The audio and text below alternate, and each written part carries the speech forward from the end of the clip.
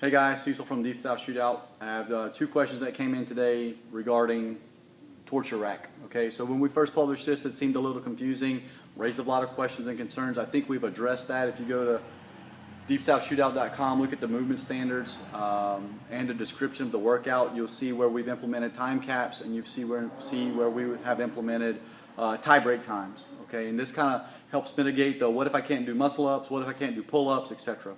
So those tie break times allow you to still compete and get a good score, but also reward everyone that does get to the muscle up and beyond, and for scale that does get to the pull up and beyond. Okay, so I think we got a thumbs up for that. So back to torture rack.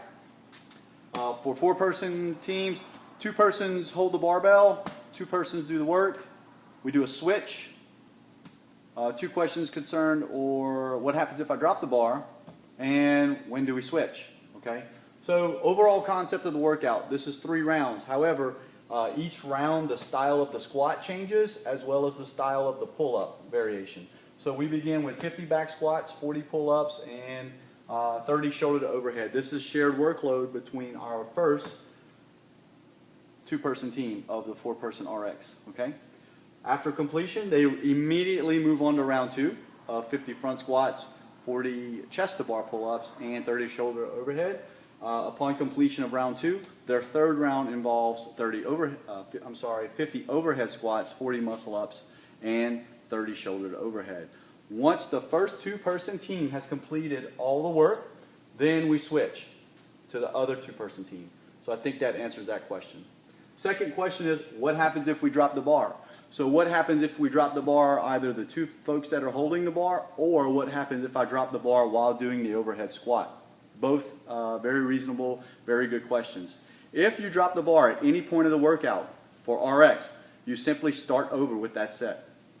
What that means is if you drop the bar, if your partners drop the bar while you're doing chest to bar or muscle ups or somewhere in the workout, if those 2 folks put the bar down, then that person performing the work, or that team performing the work, simply has to start over for that set. So if I'm on chest to bar and I'm 25 chest to bar in it, and my team drops the bar, we start back over for chest to bar and then move on. If I'm later in the workout and I'm performing 50 overhead squats, that was asked earlier today.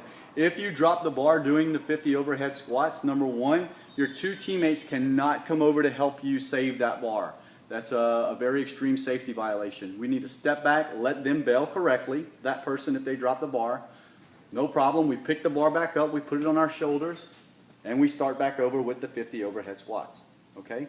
That's going to, number 1, encourage you to either not drop the bar during the overhead squat, or not go till failure and become a safety hazard. Okay? So I think that clarifies what happens if you drop the bar and when do you switch. For our scale, we had another question or concern earlier, and it's what if I can't do pull-ups? Okay? Well, we've implemented some time caps. Okay, we've implemented a time for when you complete, a tie break time for when you complete the shoulder to overhead movement. So when we get to the pull-ups, you and your partner, either that partner can do some pull-ups and get you a good score, or if you PR and you get your first set of pull-ups that day, well then you've beat everyone that could not do the pull-ups in the scale division. So I hope this helps. I know we're asking questions and we're trying to provide feedback as early as we can through video analysis so that you can get to practicing those workouts and perform good this weekend. So I hope this helps everyone. If you got any more questions or concerns, feed it our way. Jeff and I are happy to field it. We'll do our best to answer your questions and get you ready for this weekend. So keep them coming, keep practicing, and hope to see everyone this Saturday. Thanks. Have a good day.